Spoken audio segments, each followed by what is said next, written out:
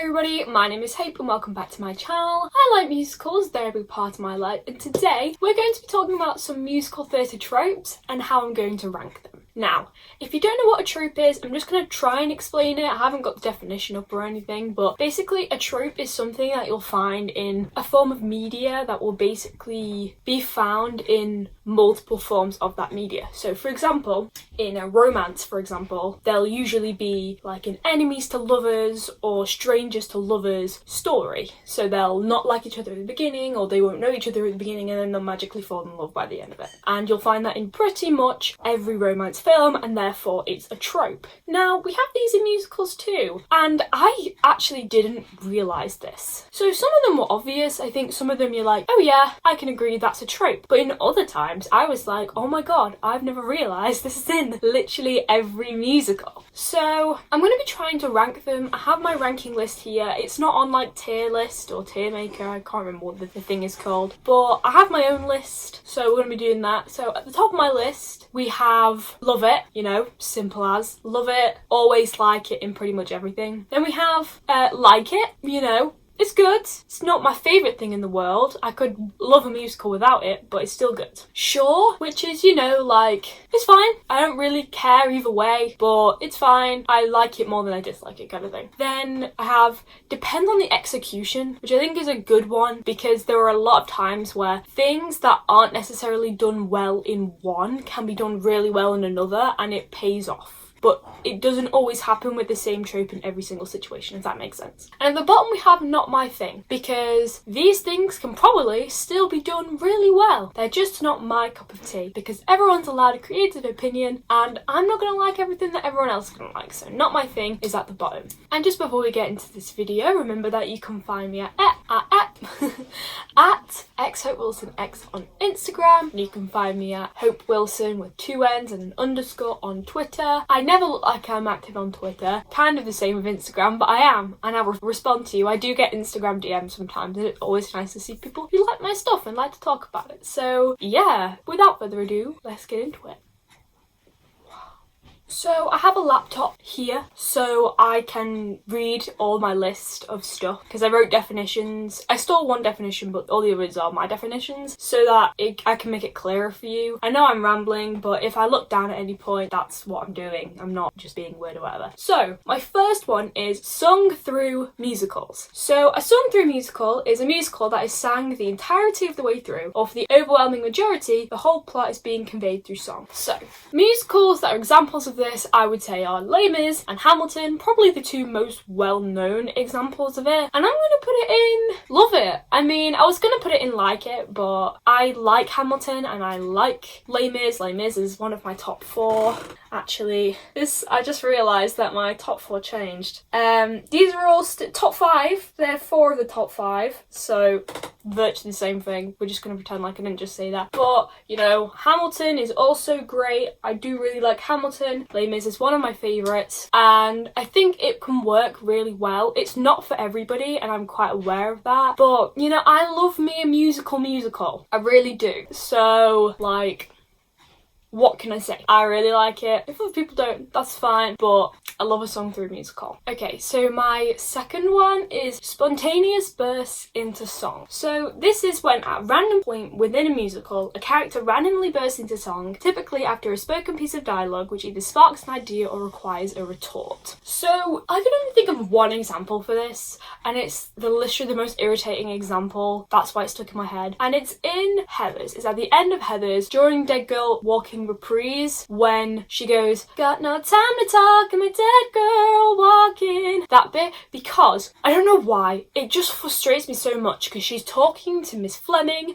and then she's speaking. Miss Fleming is speaking. It's like there's a scene going on and then she just replies like sassy, like with this singing. It's so annoying.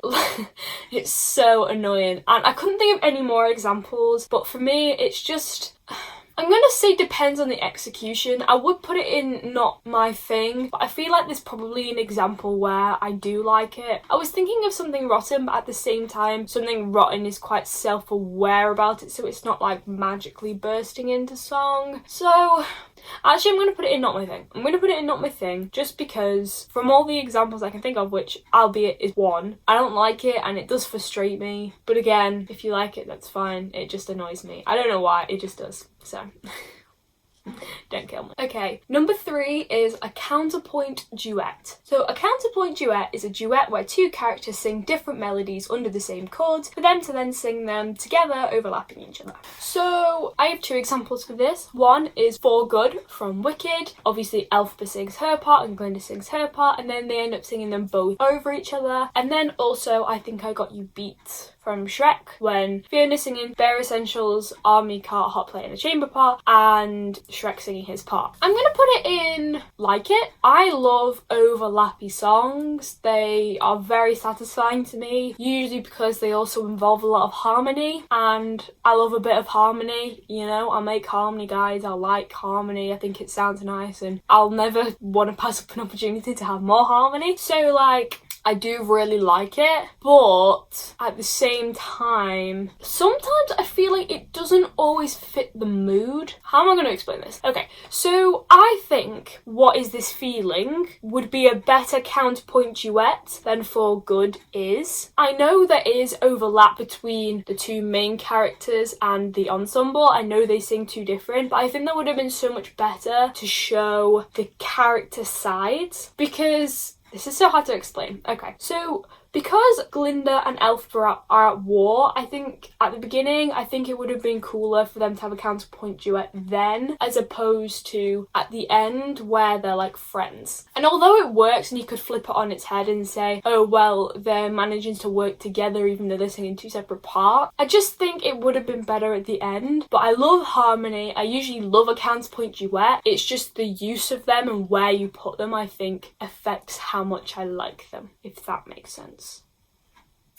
Okay, so my next one is narration. I said that weird. Narration. I was going to say narrator and then I bailed and... Anyway, so a narrator is someone who tells us information or follows the story through, typically without being a character involved within the story itself. So the biggest example of this is Joseph. Joseph and the Amazing Technicolor Dreamcoat. I'm gonna say depends on the execution. I dislike omniscient narrators, particularly when they're not involved in the story at all and they're just narrating it, because I think, for me anyway, it's an excuse to just tell and not show, where showing I think is always way more effective than telling. Like, it's always better to show someone's relationship. Like, say if they're brother and sister, it's always better to have them act like brother and sister and have it delivered casually than for someone to be like, oh look, that's the brother and sister from next door, if that makes sense. However, I like the narration in falsettos, for example. I like the narration in Firebringer, for example. So in falsettos, it's mainly Wizard. He does it a little bit. I think some of the other characters do it as well at different points. The example that's coming to my head from falsettos is when they're like Marvin at the Psychiatrist, a 3-part mini opera, part 1, and he's like narrating it through that song. And I think that works quite well. I think it sets it up quite well. Even though we could have done without it, I think it fits nicely and it kind of sets it up kind of nicely. And I think in Firebringer, I like, even though she's a narrator, I can't remember the name of the character is. It's like Molag or something like that. Anyway,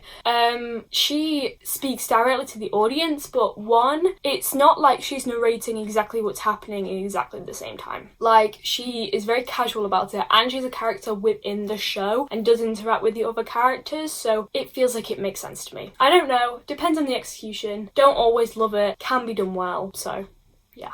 Okay, my next one is alto villanese, which is the musical stereotype where the villain sings in the alto range to make them seem scarier. Now, I don't really have a good category for this because I do like it, but at the same time, it's not necessary and I dislike the way it works. So I'm going to put it in sure, but with a lot of undertones. And I'll explain to you why. So pretty much any villain usually has an alto range. For example, The Little Mermaid, we have Ursula. In Chicago, we have Matron Mama Morton. In Into the Woods, we have the Witch. And all of these people are great villains. I know Mama Morton is less of a villain, but she comes under the same kind of wavelength as villains do. And they're all great characters. They have great songs. But if we're flipping this on its head and we're thinking that pretty much every main character usually is a mezzo, soprano role, I just don't think it's necessary. agree. I think Black Friday does it well. With Lex, Black Friday, her solo, she is an alto, that is an alto song, and I really, really like that song. And I think, even though I guess she's an anti-hero because she's not a great person, but we do like her and we do root for her, we don't feel like she needs to belt super high for it to be relatable, if that makes sense. And I think, like, The Wizard of Oz, the Andrew Lloyd Webber version, I know, I'm talking about Andrew Lloyd Webber, shock horror, there is a song sang by the Wicked Witch of the West called Red Shoes Blues and Red Shoes Blues Reprise, and there is a lot of high notes in there, like, literally, like, I'll play the note which I think her top note is in the reprise. Yeah, I know, and I think that makes her scarier. Like, I really think that the vocal range has very little impact on the character and how scary we find the character. Like, I think it can work either way. And also with that, villains, I mean, I really like villains. Villains are usually some of my favourite characters, or at least anti-heroes, people that you shouldn't like, but you do, like that kind of thing. And while I love having altos as villains and mezzo-sopranos as main roles, I think it could definitely be switched and it would make literally no difference to the plot whatsoever. So sure, it's fine, I like it, but I would like to see the roles reversed, like the vocal ranges reversed, or have a mix of both in a musical, because I think it would not change the musical at all. I don't like the stereotype, but usually the villain songs are my favourite songs, so, like, what can I do?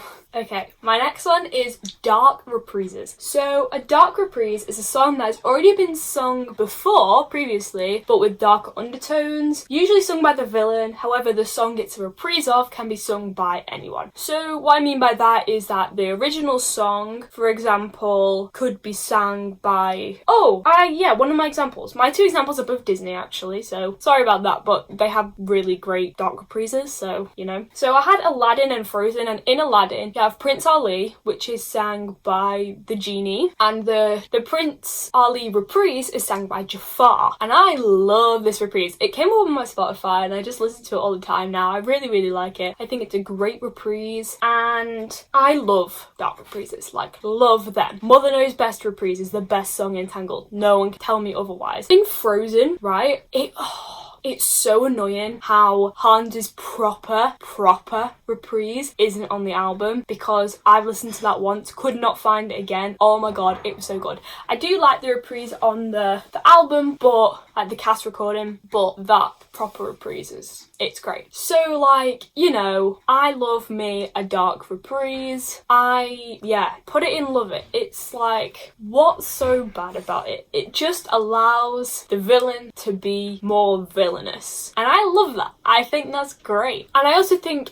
dark reprises do villain character arcs really well and show the character development of both the main character and just the story as a whole, because, like, you know, these characters have gone through a lot by the time the dark reprise rolls around, and it's like this final twist or something. So in Tangled, she's like, he's leaving you, and in Frozen, it's like, I don't really love you, and in Aladdin, it's like, you're not who you said you were, hardy ha, I win. So I think it's great. I love a dark reprise, love it. Let's move on before I just talk about dark reprises for 10 minutes. Okay, so my next one is the 11 o'clock number, which, if you've heard that term, you'll probably recognise it. It is a pretty well-known term, so I have stolen a definition for this one because I didn't really know how to describe it. So basically, an 11 o'clock number is a song in a musical placed near the end of the second act, before the plot's loose ends are tied up. The song usually represents an emotional turning point or revelation for the main character or characters, and is almost always the last number in the show that isn't a reprise of an earlier song or the absolute final song. So examples of this, I thought of two examples, one being Rose's Turn from Gypsy, and the other being Show-Stopping Number from The Guy Who Didn't Like Musicals. So both of these are 11 o'clock numbers in their own right. Rose's Turn is definitely like an emotional song. It's an emotional realization. It's a hardcore number. Like, when I went to go and watch Gypsy, like, the whole theatre was silent. Like, I thought she was gonna have a heart attack. She was giving it that much.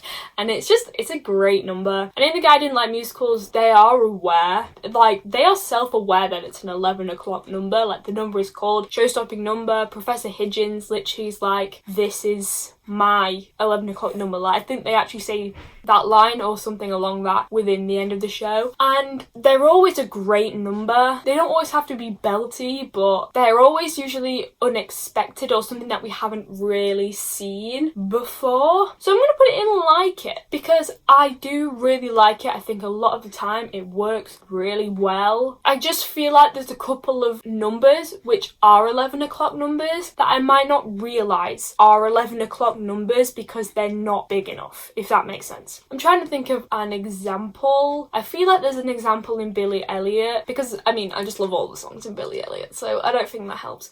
You would say Electricity is the 11 o'clock number, but it comes really early on in Act 2. Well, not really early, but early enough. Like, I think there's a couple more songs after that, so I don't really know what the 11 o'clock number is in Billy Elliot, and therefore I can't be like, oh yes, I love every 11 o'clock number, because there might be some shows where I don't actually know what the 11 o'clock number is, because it just seems like another song on the show. Hopefully that makes sense. I know I said that really quickly, so hopefully you've understood what I said.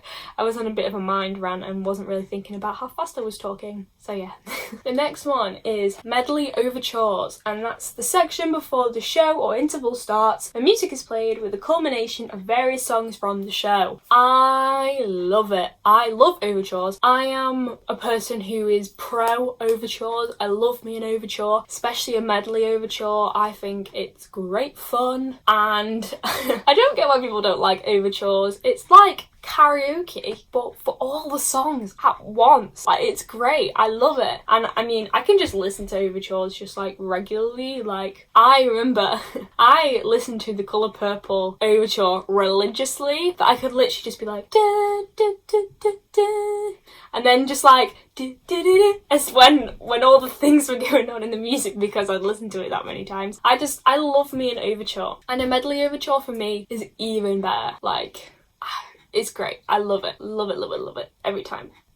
So my next one is the I Am Becoming song. Now, I kind of struggled for a definition, so I've tried my best to describe what it is, but it's basically a song which shows a change in character development or motive while lamenting. So I know that isn't the best description. I have a lot of examples for this. So Anastasia, for example, in Journey to the Past, Fun Home, you have Changing My Major, and Hamilton, which you have things like, I guess like Wait For It, I guess that counts as well. Fun Home, you can also probably have Ring of Keys. I think they both kind of come under this. And it's basically a song where the character realises that they can do something, or that there's something there. Basically a switch has kind of flipped within them, and they've realised what they can do to succeed or get what they want or become who they are, for example. So in Anastasia, she's like, oh, I realised I found my family, I know what I can do, I'm becoming a stronger person. Fun Home, I'm becoming a lesbian, I'm becoming okay with that.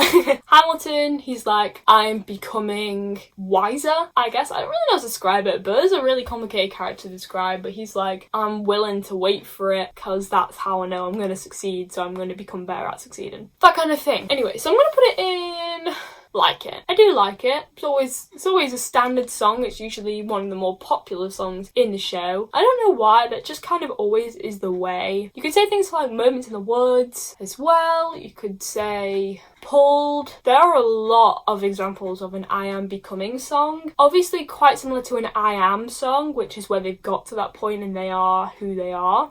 So it's like the I Am Becoming is like the development, and then they usually have an I Am song, which is like, I am this person now, I get it. But yeah, I like it. It's fine. It's always usually a solid song, but not usually like my top songs. My top songs are usually villain songs, rebellion songs, or like fancy songs. I don't know how to describe it, but you know. Okay, next, the musical within the musical. So, a musical in which the premise of the show is surrounded by a musical in which the characters are performing in. That is the definition. So, examples of this are a chorus line, all the characters are auditioning for a show that they're going to be in, but obviously that's the whole premise of the show. We're watching them audition for a show which isn't the show we're watching. Confusing, I know. And 42nd Street, where the main character, she's auditioning for a show and then they go through the show and she becomes the lead. and blah blah blah. So, I'm gonna put it in sure. You know, I like A Chorus Line the musical. I like 42nd Street the musical. I really dislike the Chorus Line film. I don't know why. I watched it and I really didn't like it. It just wasn't for me, which is weird because I like the musical a lot. I really like it. So, you know, again, it just depends on the execution. It depends on how you go about it and whether it succeeds. I've not seen every single musical within a musical show. I've seen a couple, and do I hate it? No. Do I love it at the same time? Also no. So sure. I think sure is a good place to put it. Okay, I have two more, and my second to last one is The Irrelevant Act Opener. So it's a musical number which has little relevance to the overarching plot of the story, and it's just kind of used to like ease you back in. So again, I have two examples of this. One, Something Rotten. They use Welcome to the Renaissance and the reprise of that in the beginning of Act 2. And Annie, which doesn't have one for Act 1, but in Act 2 it starts with You'll Never Fully Dress That Smile. Obviously neither of these have an impact at all, really. I think in Annie it leads to a scene, but it's with like the orphans, so it doesn't make a huge difference to it, if that makes sense. And in Something Rotten, you know, doesn't make a difference at all. And I think I'm going to say it depends on the execution, because I remember when I first watched the Something Rotten bootleg, I know, a little bit illegal, I'm sorry. I hated Welcome to the Renaissance. I hated it. I skipped it. I was bored. I just couldn't be bothered listening to it. And now I know it and I listen to it more, I do really like it. But for me, as an opening, I just thought it was so dull, and I do think they could probably come up with a better opening. I'm not a massive fan of the reprise of Welcome to the Renaissance. I do really like the opening one, but I wish that was the one at Act 2 and they had a different opening number, if that makes sense. So yeah, it depends on the execution. Like in Annie, I think it's fine. It's very lighthearted. I think the show in general kind of just fits that vibe anyway. So, you know, it kind of feels necessary. I don't know how to explain it, but I think that's pretty okay. So depends on the execution. And my final one is Tenor Boys. Everyone knows, I think, what a tenor boy is. It's usually the protagonist of the show who has a tenor boy range. That's pretty much it.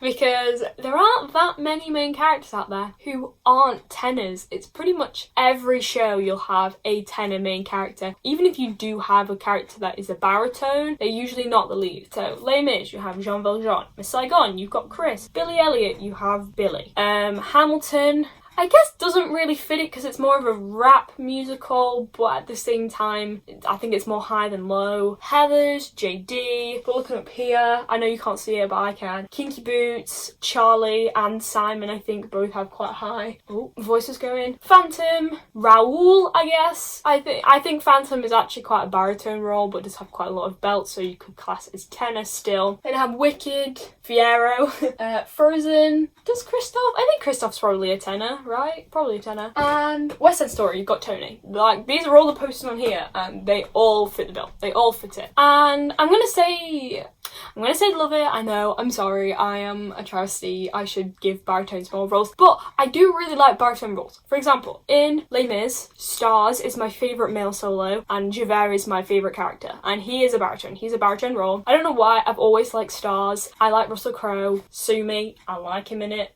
You're not gonna change my mind. But I would like more baritone people.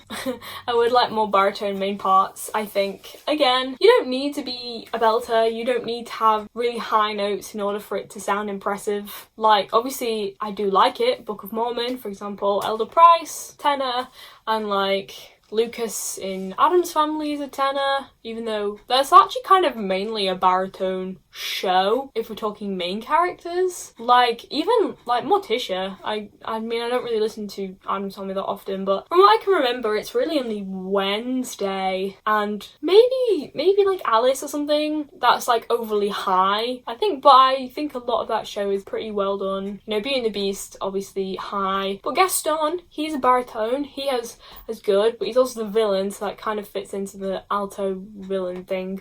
But I do love me a tenor. I think, you know, what am I meant to do? I love a tenor. A tenor's great. Would I like to see more baritone roles? Yes. Yes, I would. But at the same time, Do I hate that every main male character is a tenor? No, I don't.